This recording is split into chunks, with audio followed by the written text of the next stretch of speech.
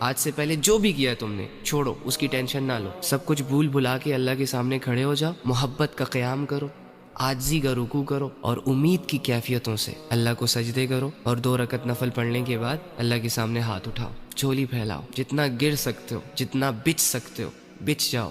اللہ کے سامنے، جتنی عاجزی ہے تمہارے اندر ساری اللہ کے سامنے رکھ دو، اور اللہ سے کہو کہ اللہ بہت بڑے بڑے گناہ لے کر آیا ہوں، اے اللہ بہت بڑی بڑی بغاوتیں لے کر آیا ہوں، جانے انجانے میں نے ہر وہ چیز کی جس سے تو نے منع کیا، کچھ لوگوں نے کروائی، کچھ اپنی مرضی سے کی، اے اللہ یہ چھپن چھپائی کی زندگی مجھ سے مزید نہیں جی جا رہی، میں اب تیرے سے جڑنا چاہتا ہوں، میں آیا ہوں اپنا جرم قبول کرنے، اپنے گناہوں کو معاف کروانے، کیونکہ ایک آیت میرے کانوں تک پہنچی ہے، اور میں اگر تم سے ایک پرسنل بات شیئر کروں اپنی، جب زندگی تنگ ہو چکی تھی مجھ پر، جب لوگ نہیں سمجھ رہے تھے مجھے، جب مجھے میرے گناہ اور میرے گندے اعمال ڈرا رہے تھے، تو قرآن کی اس آیت نے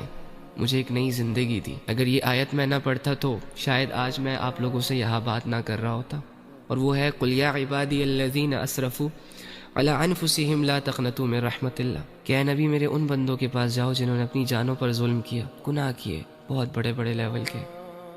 اللہ کو ناراض کیا، جاؤ ان کے پاس اور ان سے کہو کہ اللہ کی رحمت سے مایوس نہ ہونا، اللہ سارے گناہوں کو معاف کر دے گا، یہ مت سوچنا کہ اللہ گناہ معاف نہیں کرے گا۔ جب میں نے یہ آیت پڑھی تو میں خوش ہو گیا، مجھے ایک نئی زندگی مل گئی، ایک نیا راستہ مل گیا۔ تو تم بھی جاؤ اللہ کے پاس اور اللہ سے کہو کہ اللہ میں بھی گنہگار ہوں، اللہ میں بھی ان لوگوں میں شامل تھا جو تجھ سے دور بھاگتے ہیں، لیکن میں آ گیا میرے رب، اب نہیں جاؤں گا، مجھے بھی قبول کر لے، یہ گناہ کیے میں نے، بس ان کو معاف کر دے۔ اللہ سے اپنا حال بیان کرو، اور جب تم معافی مانگو تو خوشی خوشی اٹھو کہ تم نے جس رب کے سامنے اپنے گناہوں کی معافی مانگی ہے نا، وہ بہت بخشنے والا ہے۔ اب یقین کرو اور اس کے بعد سے نئی زندگی شروع کرو۔ کیا مشکل ہے اس میں؟ چھوڑ دو بے حیائی، چھوڑ دو گناہ، چھوڑ دو غفلتیں۔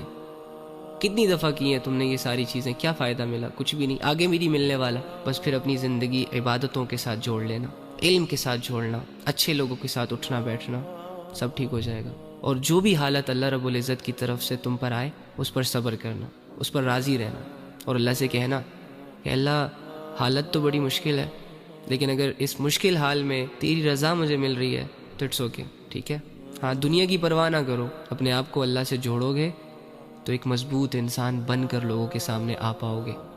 اگر اللہ سے دور بھاگتے رہے تو باوجود اس کے کہ دنیا میں تمہارے نام کے چرچے ہوگے، لیکن تم اپنے آپ کو کبھی بھی مطمئن نہیں کر سکو گے،